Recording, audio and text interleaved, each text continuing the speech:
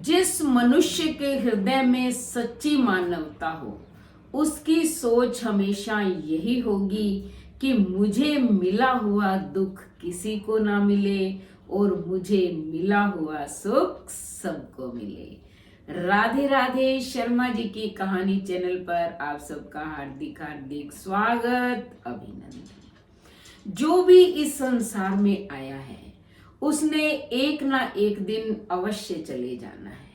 यह शाश्वत सनातन सत्य है। लेकिन देवों के देव महादेव इस मृत्यु को टाल सकते हैं। तो महामृत्युंजय मंत्र जो है वो बहुत ही लाभकारी होता है। किस प्रकार महादेव ने एक महर्षि की मृत्यु को टाला, वो आज मैं आपको सत्य घटना सुनाने जा रही हूँ। एक बार की बात है, महर्षि मार्कंडेय नारायण जी की तपस्या कर रहे थे। उन्होंने इतनी कठोर तपस्या की कि विष्णु भगवान प्रसन्न हो गए, उन्हें दर्शन दिया और कहा कि मांगो वर क्या मांगते हो। तो महर्षि मार्कंडेय ने कहा कि मुझे माया दर्शन का वरदान दे दो, यानी कि आप अपनी माया दिखाओ। नारायण ने कहा तथास्तु। यानी कि चारों तरफ सृष्टि जो है जलमग्न हो गई, प्रलय आ गई, कुछ भी उसे दिखाई नहीं दे रहा था। अब मार्कंडेय मुनि भटकते रहे बहुत समय तक समुद्र की तरंगों में। फिर उन्हें अचानक एक पेड़ दिखाई दिया। पेड़ पर एक पत्ते पर बाल मुकुंद के दर्शन हुए और बाल मुकुंद ने अपनी श्वासों के द्वारा उसे अंदर निगल लिया। अब वो भगवान के पेट में चले गए और वहां सारे ब्रह्मांडों का दर्शन किया। वो कई युगों तक बाल मुकुंद के पेट में घूमते रहे, उन्हें पता ही नहीं चला। लेकिन श्वास के माध्यम से ही फिर बाल मुकुंद ने उन्हें बाहर निकाल दिया। बाहर आने पर भगवान ने साक्षात दर्शन देकर उसे कहा कि मार्कंडेय मुनि जी, ये मेरी प्रलय सृष्टि की माया थी जिसका तुमने दर्शन किया। अब महर्षि मार्कंडेय बहुत थक चुके थे। उन्होंने भगवान को प्रणाम किया और फिर वो नारायण की आराधना में लीन हो गए। उसी समय की बात है कि भगवान शिव और देवी पार्वती वहां से गुजरे। देवी पार्वती को दया आ गई कि ये महर्षि तपस्या में लगे हुए हैं। उन्होंने भोले बाबा से कहा कि प्रभु, इसकी तपस्या को सफल कर दीजिए। भोले बाबा ने कहा कि देवी, ये तो निष्काम भक्त है, इसके कोई काम नहीं है। चलो, फिर भी तुम कहती हो तो जाता हूँ इसके पास। भोले बाबा उसके पास चले गए। मार्कंडेय मुनि तो समाधि में लीन थे। तब भगवान शंकर उसके अंदर प्रवेश कर गए और जैसे ही उन्होंने समाधि के अंदर भोले बाबा के दर्शन किए, वैसे ही उनकी आंखें खुल गई।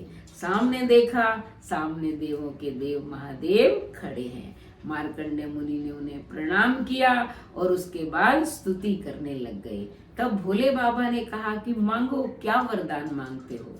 मार्कंडेय मुनि ने कहा कि मुझे जो है आप ऐसा वरदान दो कि मैं हमेशा अपने आराध्य की सेवा में लगा रहूं, आराधना करता रहूं, आप में मेरा प्रेम बना रहे और मेरे शरीर को मृत्यु छू ना पाए। भोले बाबा ने कहा ठीक है, जब तुम्हारी मृत्यु का समय आए तब मुझे याद कर लेना। अब आपको पता है ये मृत्यु लोक है, जो इस संसार में आया है वो एक ना एक दिन जाएगा। मार्कंडेय मुनि के भी मृत्यु का समय नजदीक आ गया। एक दिन वो बैठे हुए थे, उन्होंने देखा कि यमदूत जो है उन्हें लेने के लिए आ रहे हैं। लेकिन जैसे ही यमदूत नजदीक आ गए तो मार्कंडेय ऋषि के तेज से वो जलने लगे। वापस चले गए यमलोक। उन्होंने सारी बात जो है यमराज को बता दी। तब यमराज स्वयं उसे लेने के लिए आए, अपना काल दंड लेकर। जैसे ही यमराज उस महर्षि मार्कंडेय के सामने पहुंचे, तब मार्कंडेय मुनि सोचने लगे कि शिव ने मुझे वचन दिया था कि मैं तुम्हारी रक्षा करूंगा, लेकिन उसका क्या भरोसा, वो तो शमशान में रहता है, उसके भक्त पर आपत्ति आई है, उसे कौन बताने जाएगा। भोले बाबा तो भांग पीकर सो रहे होंगे। इतना कहा ही था कि जैसे ही यमराज ने अपने कोड़े से उन्हें मारना यानी कि मारने की कोशिश की, तुरंत भोले बाबा वहां प्रकट हो गए। अब यमराज जो है भोले बाबा के चरणों में गिर गए, स्तुति करने लगे कि प्रभु, ये आपका ही बनाया हुआ नियम है कि जो इस संसार में आया है उसको लेके आना है। अब मैं लेने आया हूं तो बीच में आप आ गए। भोले बाबा ने कहा कि मैंने इसे अभय दिया हुआ है, तुम इसे नहीं ले जा सकते। तब यमराज ने प्रणाम किया और वो वापस यमपुरी लौट गए। तब मार्कंड ऋषि ने कहा कि प्रभु, मुझे क्षमा कर दो, मैंने न जाने आपके बारे में क्या क्या उल्टा सीधा बोल दिया। भोले बाबा ने कहा कोई बात नहीं, व्यक्ति के मन में संदेह हो जाता है कभी कभी, लेकिन ये संसार की मर्यादा है, ये मृत्यु लोक है। जो भी यहाँ आया है उसे एक ना एक दिन अवश्य जाना है, इसलिए तुम्हें भी जाना पड़ेगा। तुम ऐसे करो, मेरे साथ कैलाश पर्वत पर चलो, वहां मृत्यु तुम्हें छू नहीं पाएगी, और जब तुम्हारा मन करे तब धरती का भ्रमण करने आ जाना। ऐसा कहकर वो मार्कंडेय मुनि को अपने साथ लेकर कैलाश पर्वत पर चले गए।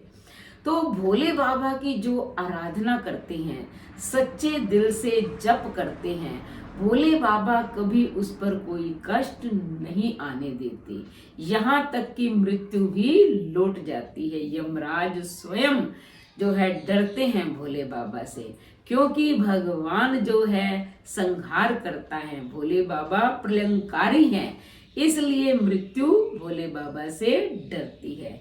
लेकिन ये भी सत्य है कि जो इस संसार में आया है वो एक ना एक दिन जाएगा। महामृत्युंजय मंत्र का जाप जो प्रतिदिन करता है उसके जीवन में कोई कष्ट नहीं आता, और वो समय आने पर मृत्यु को प्राप्त होता है, कभी भी अल्प मृत्यु को प्राप्त नहीं होता। तो आप भी भोले बाबा की आराधना करें सच्चे मन से।